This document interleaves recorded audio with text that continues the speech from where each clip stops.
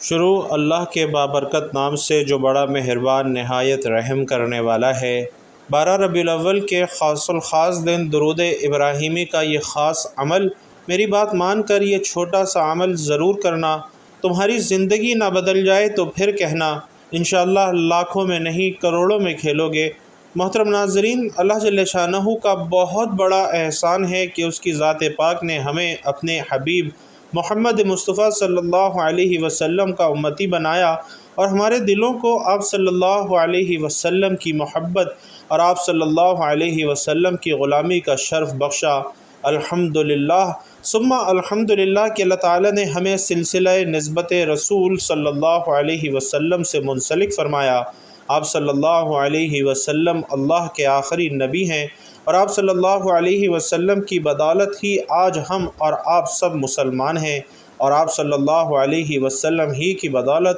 دین اسلام دنیا میں پھیلا۔ تو بحیثیت امتی ہر مسلمان کا یہ دینی اور ایمانی فریضہ ہے کہ ہم آپ صلی اللہ علیہ وسلم پر کثرت سے درود و سلام بھیجیں، اور آج کا مبارک دن 12 ربیع الاول کا دن خاص الخاص پیارے آقا کو درود و سلام بھیجنے کا ہے۔ آپ صلی اللہ علیہ وسلم کو درود و سلام کا تحفہ پیش کرنے کا دن ہے، اور ہمارا آج کا دن کا وظیفہ بھی درود ابراہیمی کا ایک ایسا خاص الخاص وظیفہ ہے جو کہ انسان کی زندگی بدل دیتا ہے۔ رسول اللہ صلی اللہ علیہ وسلم پر درود و سلام کی فضیلت اور اہمیت اتنی زیادہ ہے کہ اللہ تعالیٰ خود قرآن پاک میں ارشاد فرماتے ہیں کہ اللہ اور اس کے فرشتے درود و سلام بھیجتے ہیں آپ صلی اللہ علیہ وسلم پر، تو اے ایمان والو تم بھی آپ صلی اللہ علیہ وسلم پر درود بھیجو۔ چنانچہ ہم دیکھتے ہیں کہ اللہ تبارک و تعالیٰ کس طرح سے قرآن پاک میں دعوت دے رہے ہیں کہ ہم آپ صلی اللہ علیہ وسلم پر درود پڑھیں،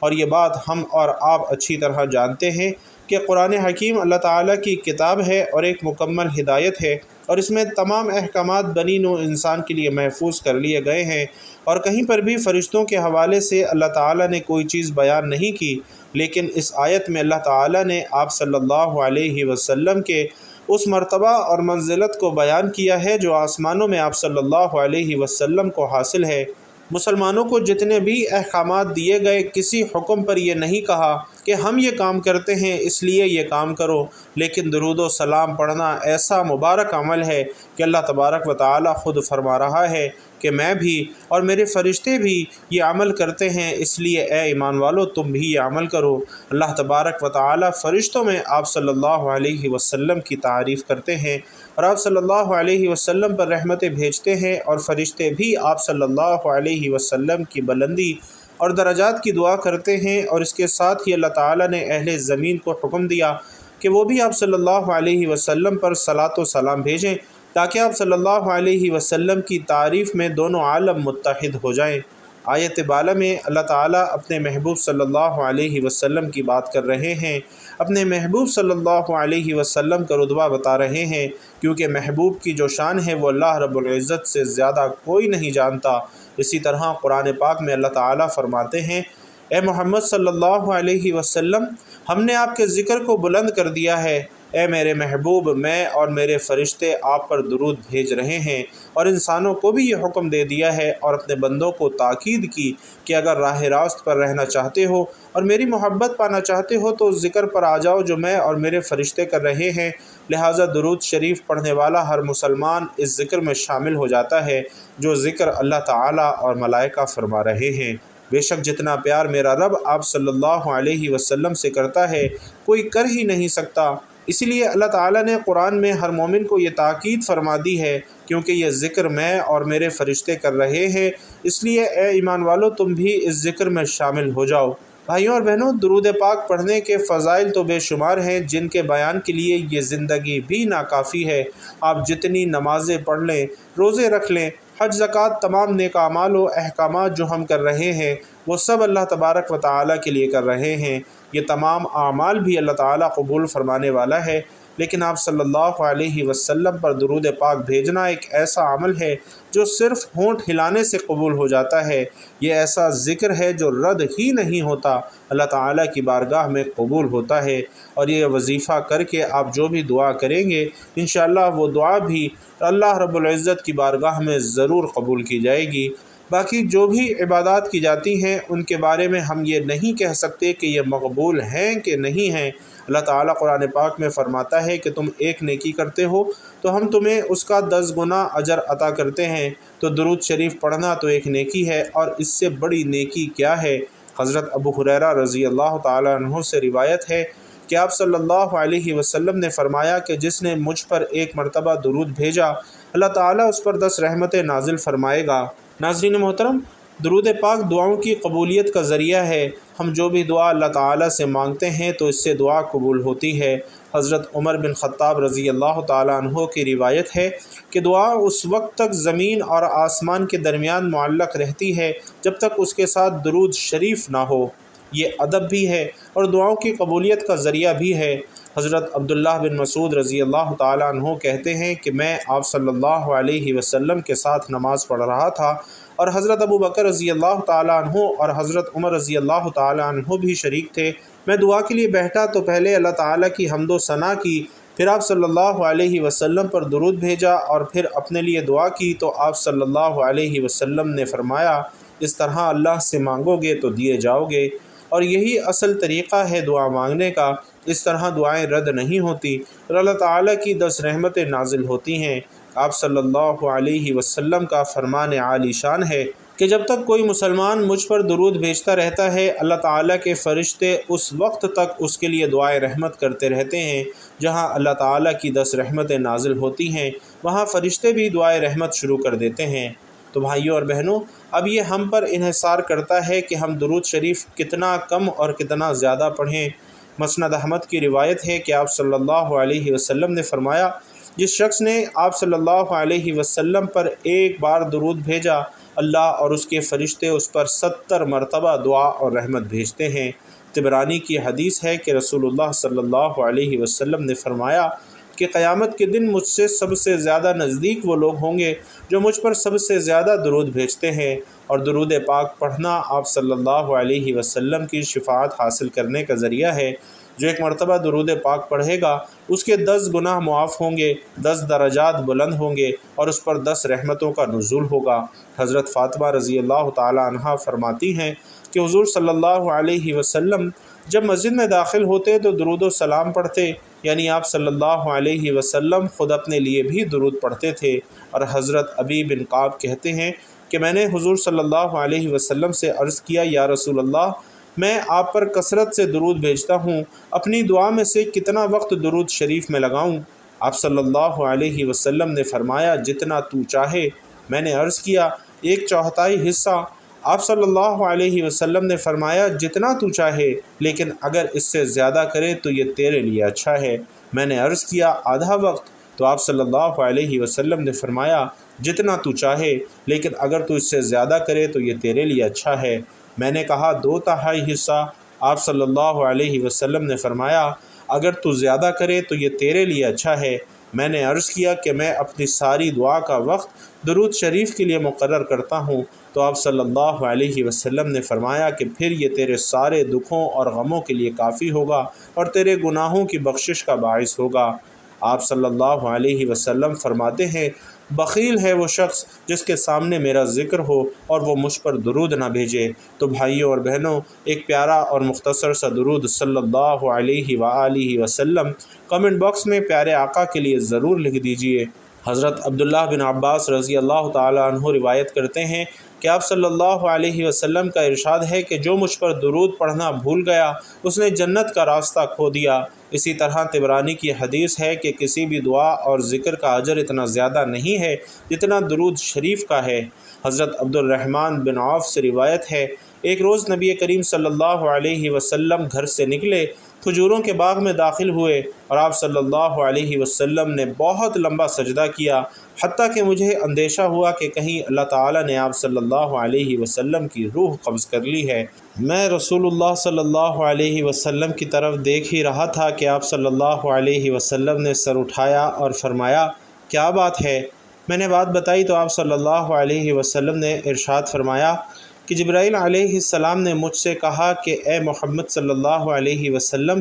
کیا میں آپ کو ایک بشارت نہ دوں؟ اللہ تعالیٰ فرماتے ہیں کہ جو شخص آپ صلی اللہ علیہ وسلم پر درود بھیجے گا میں بھی اس پر رحمت نازل کروں گا۔ جو آپ صلی اللہ علیہ وسلم پر سلام بھیجے گا میں بھی اس پر سلام بھیجوں گا۔ امت کا درود و سلام آپ صلی اللہ علیہ وسلم تک پہنچایا جاتا ہے۔ اور اس کے بارے میں نسائی کی روایت ہے کہ حضرت عبداللہ بن مسعود رضی اللہ تعالیٰ عنہ کہتے ہیں کہ آپ صلی اللہ علیہ وسلم نے فرمایا کہ بے شک اللہ تعالیٰ کے فرشتے زمین میں پھرتے رہتے ہیں اور میری امت کا سلام مجھے پہنچاتے رہتے ہیں۔ آپ صلی اللہ علیہ وسلم نے فرمایا کہ میری قبر کو میلہ نہ بناؤ اور اپنے گھروں کو قبرستان نہ بناؤ، تم جہاں کہیں بھی ہو مجھ پر درود بھیجتے رہو، تمہارا درود مجھ تک پہنچایا جاتا ہے۔ بھائیوں اور بہنوں، درود پاک بے شمار ہیں اور ہر درود کی ہی اپنی فضیلت، اہمیت اور برکت ہے، لیکن سب سے افضل درود ابراہیمی ہے اور اسی کا حکم ہمیں نماز میں پڑھنے کا دیا گیا ہے۔ جب بیت اللہ کی تعمیر کے بعد حضرت ابراہیم علیہ السلام نے دعا کی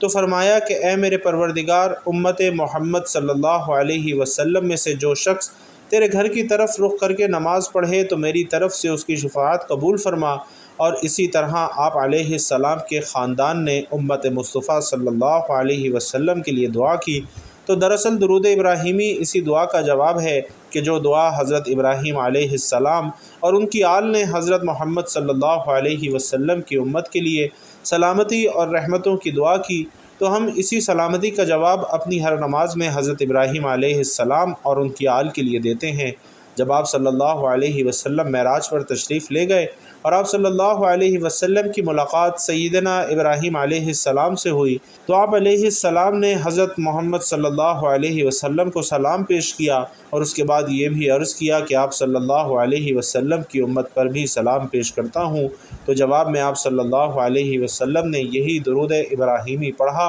تو سب سے زیادہ عظمت والا درود یہی درود ابراہیمی ہے، اور اللہ رب العزت اور فرشتے بھی آپ صلی اللہ علیہ وسلم پر درود بھیجتے ہیں، اور یہی درود ابراہیمی ہے جس سے اس محبت کے واسطے کا اظہار ہوتا ہے جو کہ خاندان ابراہیم کی امت محمد صلی اللہ علیہ وسلم سے ہے۔ اور پھر امت پر یہ بات لازم کر دی گئی کہ جس طرح حضرت ابراہیم علیہ السلام اور ان کے خاندان نے تمہارے لیے دعا کی تھی تو تم یہی دعا نماز میں ان کی آل کے لیے کیا کرو گے۔ اس لیے سب سے عظمت والا درود ابراہیمی ہے۔ اسے مختصر کر کے بھی پڑھا جا سکتا ہے، یعنی صرف صلی اللہ علیہ وسلم بھی پڑھ سکتے ہیں۔ اللہ کی بارگاہ میں جس مشکل میں بھی درود پاک پڑھا جاتا ہے وہ مشکل آسان ہو جاتی ہے۔ تو دعا ہے، اور یہ وہ دعا ہے جو بلا کسی تردد کے بارگاہ الہی میں شرف قبولیت پا لیتی ہے۔ اللہ تعالی نے اپنے حبیب صلی اللہ علیہ وسلم کو آخری نبی بنا کر بھیجا، اور پھر تمام نعمتیں، راحتیں، برکتیں آپ صلی اللہ علیہ وسلم کی ذات پاک سے منسوب فرما دی۔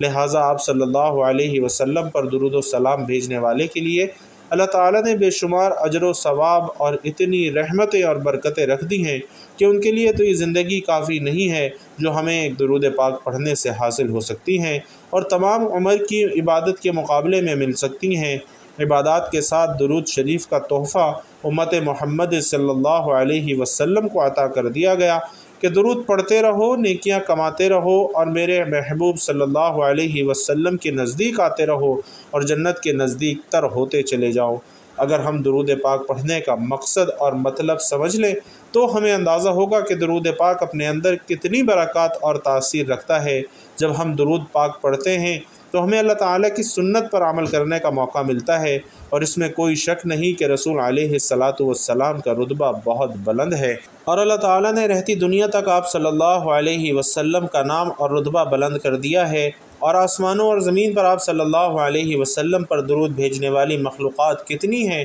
جن کے بارے میں ابھی شاید ہمیں علم ہی نہیں ہے۔ اللہ تعالیٰ نے ان کی آپ صلی اللہ علیہ وسلم پر درود پاک پڑھنے کی باقاعدہ ڈیوٹیاں لگا رکھی ہیں، اور بنی نوع انسان کے لیے تو یہ ایک شرف ہے کہ اللہ تعالیٰ نے ہمیں اپنے پیارے حبیب صلی اللہ علیہ وسلم پر درود پڑھنے کا تحفہ دیا ہے، اور یہ ایک ایسا تحفہ ہے کہ درود پڑھنے سے دل آپ صلی اللہ علیہ وسلم کی محبت سے سرشار ہو جاتا ہے۔ اگر ہم یہ سوچیں کہ جب ہم آپ صلی اللہ علیہ وسلم پر صلاۃ و سلام پیش کرتے ہیں تو یہی صلاۃ و سلام آپ صلی اللہ علیہ وسلم کی بارگاہ میں پیش کیا جاتا ہے، اور ہم آپ صلی اللہ علیہ وسلم کے دربار میں حاضری کر رہے ہوتے ہیں۔ اب ہمارا نام اس بارگاہ میں آپ صلی اللہ علیہ وسلم کے سامنے پکارا جائے گا تو یہ ایک مومن کے لیے کتنا بڑا رتبہ ہے۔ اور یہ جان لینا ہی ہماری روح کی تسکین کے لیے کافی ہے کہ آقائے دو جہاں صلی اللہ علیہ وسلم، جن کے بغیر ہماری شفاعت ہی ناممکن ہے، ان کی بارگاہ میں ہمارا نام لیا جا رہا ہے، ہمارا سلام پیش کیا جا رہا ہے۔ کیا ہم اس قابل ہیں؟ جن گناہوں کی دلدل میں ہم رہتے ہیں، اس کے باوجود اللہ تعالیٰ کی ذات ہمیں یہ موقع دے رہی ہے کہ ہم اپنے دل اور روح کو پاک کرنا ہے۔ کیا ہم اس قابل ہیں جہاں حسد، کینہ، تکبر اور نہ جانے کن کن بیماریوں میں مبتلا ہو چکے ہیں، اس کے باوجود اللہ تعالیٰ کی ذات ہر لمحہ ہمیں یہ موقع دے رہی ہے کہ ہم درود و سلام پڑھیں اور اس کے حبیب صلی اللہ علیہ وسلم کی بارگاہ میں ہمارا نام پکارا جائے۔ ہم کیا اور ہماری اوقات کیا؟ ہمیں سوچنا چاہیے کہ جب ہم درود پاک پڑھتے ہیں تو ہماری زندگی بھی درود پاک کی تابع ہونی چاہیے۔ ہمیں یہ سوچنا چاہیے اور محبت کا تقاضا بھی یہی ہے کہ یہاں تعداد نہیں ہوتی، اس لیے جتنا ہم پڑھ سکیں، جتنی اللہ ہمیں توفیق دے، اتنا محمد صلی اللہ علیہ وسلم کا ذکر کریں، ان پر درود و سلام بھیجیں، اور یہ وہ ذکر ہے جو اللہ رب العزت اور اس کے فرشتے بھی فرما رہے ہیں۔ تو اس سے بڑی نیکی اور کیا ہوگی؟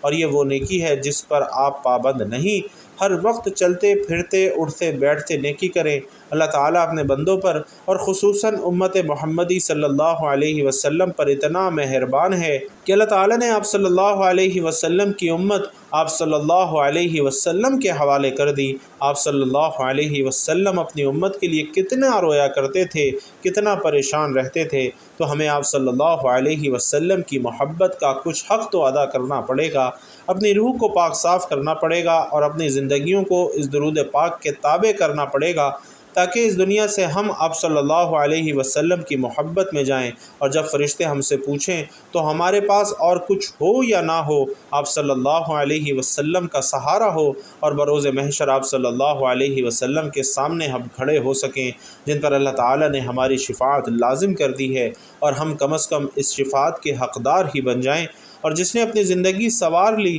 جس نے اپنی زندگی آپ صلی اللہ علیہ وسلم کے درود کے تابع کر لی، تو اس کی دنیا بھی سنور گئی، آخرت بھی سنور گئی۔ سب درودوں سے افضل درود وہ ہے جو سب اعمال سے افضل یعنی نمازوں میں مقرر کیا گیا ہے، یعنی درود ابراہیمی ہے۔ درود شریف راہ چلتے بھی پڑھنے کی اجازت ہے، البتہ جہاں نجاست پڑی ہو وہاں پڑھنے سے رک جائیں، اور بہتر یہ ہے کہ ایک وقت متعین کر کے ایک تعداد مقرر کر لیں اور روزانہ وضو کر کے دو زانوں بیٹھ کر ادب کے ساتھ مدینہ طیبہ کی طرف منہ کر کے مقرر کردہ تعداد کے مطابق درود عرض کیا کریں، اور اس کی مقدار 100 بار سے کم نہ ہو، ہاں اس سے زیادہ جس قدر ممکن ہو بہتر ہے۔ اس کے علاوہ چلتے پھرتے اٹھتے بیٹھتے باوضو بے وضو ہر حال میں درود جاری رکھیں۔ درود پاک کثرت سے پڑھنا ضرورتوں کے پورا ہونے کا سبب ہے۔ درود پاک پڑھنے والے پر اللہ کی رحمت اور فرشتوں کی طرف سے رحمت کی دعا ہوتی ہے۔ یہ درود بھیجنے والے کی پاکیزگی اور طہارت کا ذریعہ ہے،